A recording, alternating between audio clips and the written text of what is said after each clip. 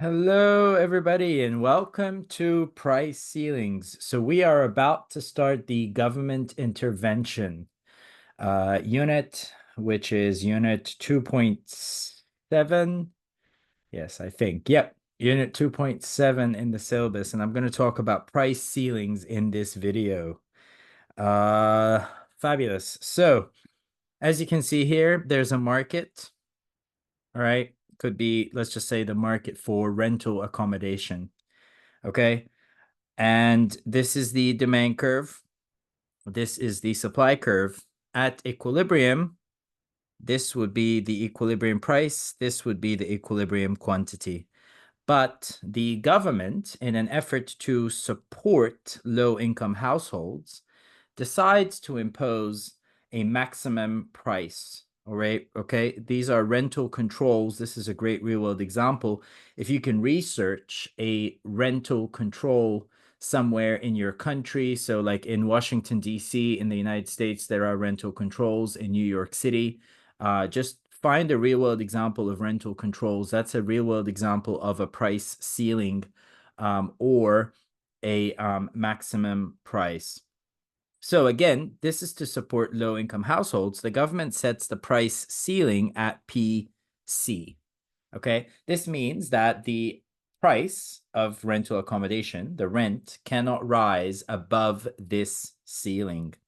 Okay, now this has certain effects on the market. So first of all, at PC, do you see where it intersects the demand curve here? That's the quantity demanded.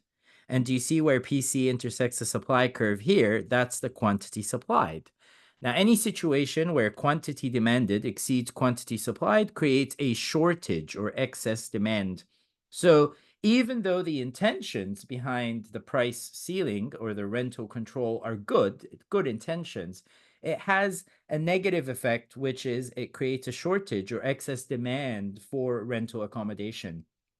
Most landlords who own the houses or apartments don't want to offer them for rent because they know that they won't be compensated fairly or sufficiently for renting out their houses or apartments. Okay, and then at the same time, there are a lot of tenants looking for rental accommodation because rental accommodation is much cheaper than it would have been if the market was left to reach equilibrium on its own. So there's a shortage, excess demand, and even those tenants that are lucky enough to get rental accommodation end up having to deal with landlords who are not really invested in maintaining the rental units. Okay, so over time, the quality of rental accommodation also deteriorates.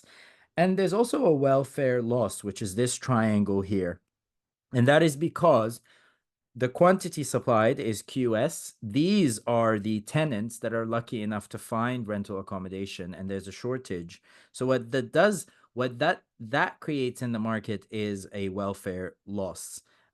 This is because the consumer surplus is this trapezium here, but the producer surplus is this small triangle here.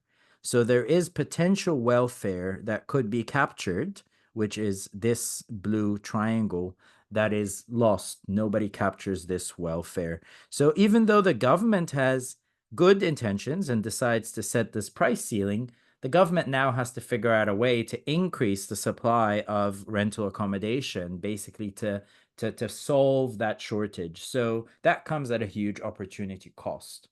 Okay, if the government was to intervene again to provide low-income housing.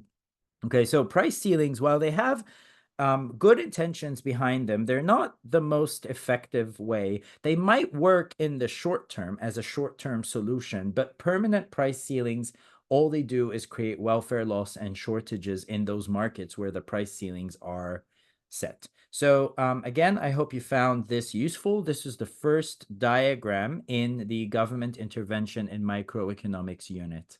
Thank you. And next week, I'm going to talk about price floors and the minimum wage. Have a great one. Bye.